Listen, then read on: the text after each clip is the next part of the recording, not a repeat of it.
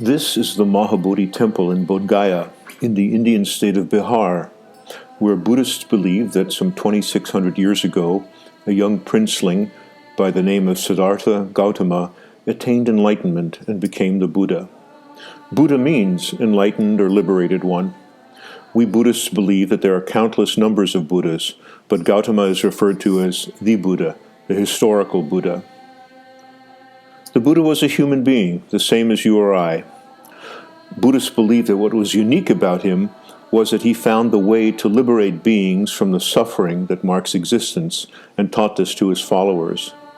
The essence of these teachings, common to all Buddhist schools of belief, is the Four Noble Truths: that life is suffering, that the causes of suffering are attachment, aversion, and ignorance, that there is a way out of this suffering, and that the way out of this suffering is the Noble Eightfold Path. Additionally, Buddhists strive for wisdom and compassion as a way to live our lives.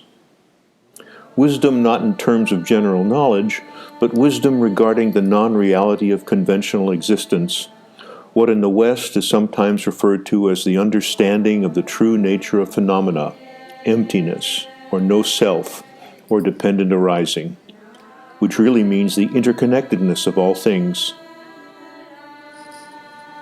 and all beings. Whatever you or I do as a person affects everyone else. This interconnectedness has been described by the metaphor of Indra's net, Indra being a Vedic deity of ancient India. The Mahayana school of Buddhism, which borrows heavily from Vedic tradition, is widely practiced today in Tibet and China, Japan, Korea, and parts of India.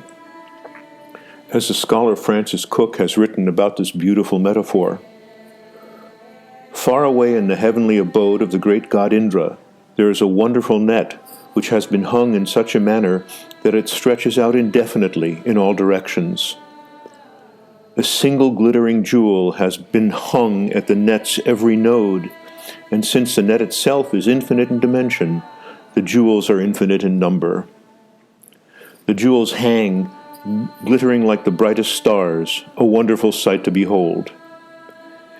If we now select any of these jewels for inspection and look closely at it, we will discover that its polished surface reflects all the other jewels in the net, infinite in number. Not only that, but each of the jewels reflected in this one jewel is also reflecting all the other jewels, so that the process of reflection is infinite. This symbolizes a cosmos in which there is an infinitely repeated interrelationship among all members of the cosmos.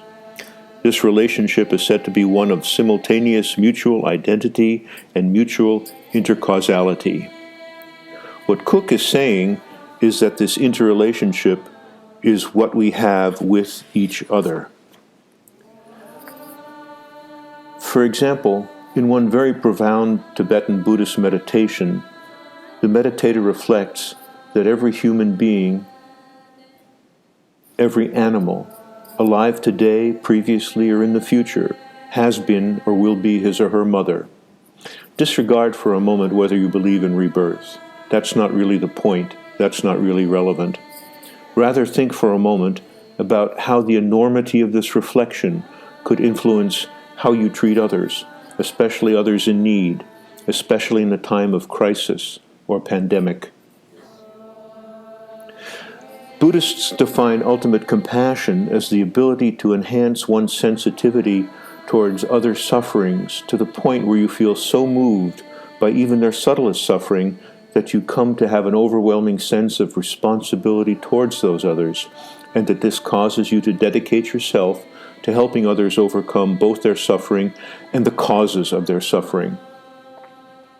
Buddhist meditation in the Tibetan tradition employs various visualization techniques to assist the meditator in focusing on compassion. The medicine Buddha, an aspect of the Buddha whose purview is the cure of illness and disease, is depicted as having a dark blue or lapis lazuli body, this being an archetypal color of healing. In his left hand he holds a bowl of healing nectars, and in his right a medicinal plant. He is depicted gazing at you with as much love as a mother has for her only child. Buddhist meditation can involve the use of mantras, short prayers that are repeated. The Medicine Buddha mantra is, "To the Buddha with equal compassion for all, whose name when just heard dispels suffering, dispeller of disease and the three poisons of attachment, aversion, and ignorance, I prostrate to your lapis light." A Medicine Buddha meditation session is concluded with a dedication. By this practice of the Medicine Buddha, may all beings be free from pain, disease, and suffering, and may they quickly achieve complete and perfect enlightenment. The Medicine Buddha meditation practice is treasured by many in the Mahayana Buddhist tradition. We can practice it for ourselves, or moved by ultimate compassion, for someone we care about who is ill with any sickness or disease, or for those throughout the world suffering in the current COVID-19 pandemic. By engaging in this practice with wisdom and compassion, Buddhists maintain an awareness that one is not a single person asking the Buddha to get rid of an illness, but we are all interconnected. We are all in this together. His Holiness the Dalai Lama has recently said, "At a time when serious crises confront the world, when we face threats to our health, and we feel saddened about the family and friends we have lost, we must focus on what unites us as members of one human family. Accordingly, we need to reach out to each other with compassion, for it is only by coming together in a coordinated global effort that we will meet the unprecedented challenges we now face." It is precisely because nothing, including illness, has any true, separate, or independent existence, it's all interconnected, that we believe Buddhist practices have power. And from the point of view of ultimate compassion, the practice gives us the power to act, to stay at home, to social distance, to wear a mask in public, to wash our hands. We don't do these things only for ourselves. We do them for the billions of beings who have been or will be our mothers. Thank you, stay safe, and may the blessings of the Buddha be upon you and yours.